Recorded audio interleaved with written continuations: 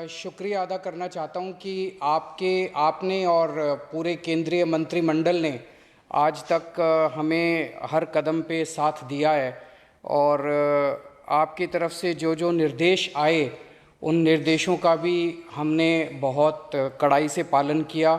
आपका हमेशा सहयोग मिला। दूसरा सर, इस वक्त दिल्ली के अंदर बहुत बड़ा ऑक्सीजन का क्राइसिस चल रहा है जिसमें आपकी मदद चाहिए। तो प्रधानमंत्री जी, सबसे पहले आपको धन्यवाद देता हूं कि केंद्र सरकार ने दिल्ली का ऑक्सीजन का कोटा बढ़ा दिया है। लेकिन सर, मैं आपसे हाथ जोड़ के प्रार्थना करता हूं कि इस बढ़े हुए ऑक्सीजन के कोटे को दिल्ली तक पहुंचाने में हमारी मदद करें। एक एस्टीमेट के हिसाब से दिल्ली को 700 टन ऑक्सीजन की ज़रूरत है। आपने हमारा कोटा 480 टन कर दिया, बहुत बहुत शुक्रिया। लेकिन पिछले 24 घंटों में इस बढ़ाए हुए 480 टन में से भी केवल 350 टन ऑक्सीजन दिल्ली पहुंच पाई है। प्रधानमंत्री जी, जब से ऑक्सीजन का संकट शुरू हुआ है मेरे फ़ोन बजते रहते हैं। कभी कोई अस्पताल कहता है कि 3 घंटे की ऑक्सीजन बची है, कभी कोई अस्पताल कहता है कि 2 घंटे की ऑक्सीजन बची है।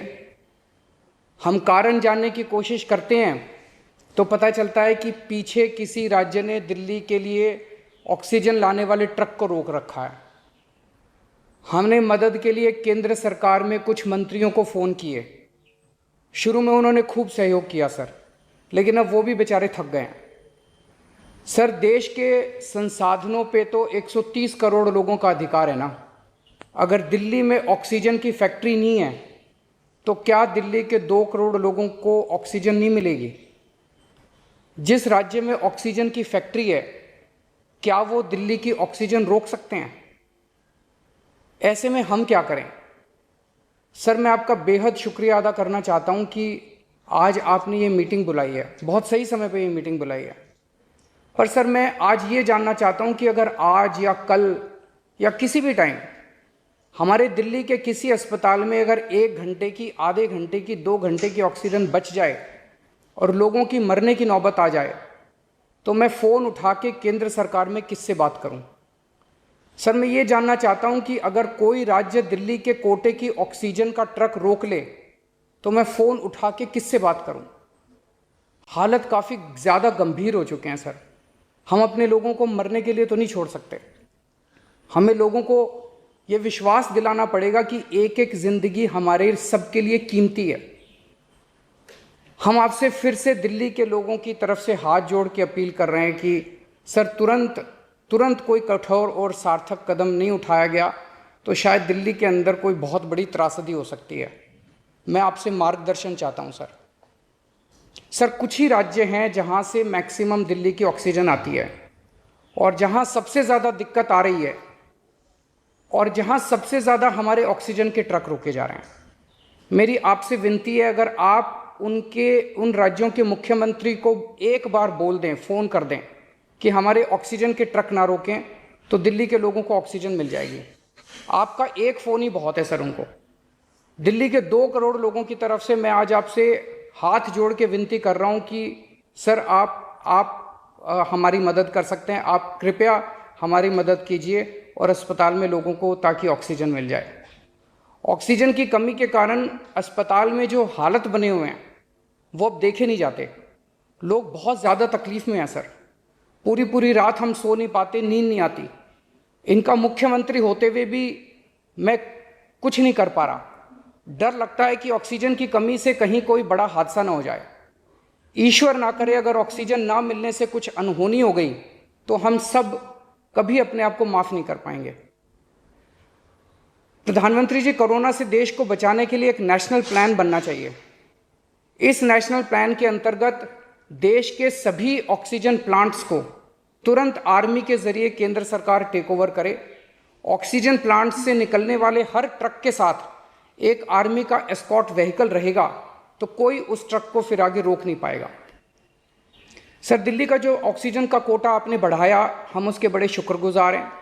लेकिन उसमें लगभग 100 टन ऑक्सीजन उड़ीसा और वेस्ट बंगाल से आनी है। हम परसों से, जब से कोटा बढ़ा है, हम कोशिश कर रहे हैं उस ऑक्सीजन को दिल्ली लाने की। मेरा आपसे निवेदन है कि यहाँ से ऑक्सीजन अगर हो सके तो हमें हवाई जहाज से उपलब्ध करवाई जाए, और नहीं तो जैसा अभी बताया गया आपका आइडिया है ऑक्सीजन एक्सप्रेस शुरू करने का, वो ऑक्सीजन एक्सप्रेस शुरू करके वेस्ट बंगाल और उड़ीसा से हमें ऑक्सीजन दिलवाई जाए। आइडिया नहीं, ऑलरेडी चल रहा है। सर दिल्ली तक नहीं पहुंच पा रही हमारी, दिल्ली तक नहीं आ रहा। उसमें अगर हमें दिल्ली के लिए भी कॉरिडोर मिल जाए तो आपकी बड़ी मेहरबानी होगी सर। आपने 2-3 जगह तो कर दिया सर, आपके इंटरवेंशन से मुझे पता चला। एक दिल्ली के लिए और करा दीजिए सर, यहाँ की हमारी 100 टन ऑक्सीजन उधर से आनी है। प्रधानमंत्री जी, हमारे देश के वैज्ञानिकों ने इतने कम समय में जो वैक्सीन बनाई है, इसके लिए हमारे वैज्ञानिक साधुवाद के पात्र हैं। आपने इसमें जो प्रयास किए, आपका बहुत बहुत शुक्रिया। अब हम सब लोगों को मिलके कम से कम समय में अपने नागरिकों को ये वैक्सीन लगवानी चाहिए। इसमें केंद्र और राज्य सभी सरकारों को हमको मिलके काम करना है। अभी सर केंद्र सरकार ने आदेश जारी किए हैं कि 1 मई से राज्य सरकारें सीधे कोरोना वैक्सीन खरीद सकती हैं। इसके बाद एक वैक्सीन की कंपनी ने अपने रेट जारी किए हैं कि वो केंद्र सरकार को 150 रुपये में और राज्य सरकारों को 400 रुपये में देंगे। सर एक ही देश में एक ही सामान के 2 रेट कैसे हो सकते हैं? 1 नेशन 1 रेट होना चाहिए। सारे देश को एक ही दाम पे वैक्सीन मिलनी चाहिए। अगर देश एक है तो वैक्सीन का दाम भी तो एक ही होना चाहिए। तो मैं आपसे निवेदन करता हूं कि केंद्र सरकार को, राज्य सरकारों को एक ही रेट पे वैक्सीन मिले। जिस रेट पे केंद्र सरकार को वैक्सीन मिल रही है, उसी रेट पे राज्य सरकारों को भी वैक्सीन मिलनी चाहिए। सर हर एक जान हम सब लोगों के लिए कीमती है। हमें ये एहसास हर भारतीय को इस वक्त कराना होगा। इसलिए मेरा मानना है कि देश में सबको दवाई, सबको वैक्सीन और सबको ऑक्सीजन मिलनी चाहिए, और बिना किसी विवाद और बिना किसी रुकावट के ये मिलनी चाहिए। मेरा विश्वास है देश में अगर कोरोना के खिलाफ एक नेशनल प्लान होगा तो हम सभी राज्य सरकारें और केंद्र सरकार मिलके इस दिशा में काम करेंगे।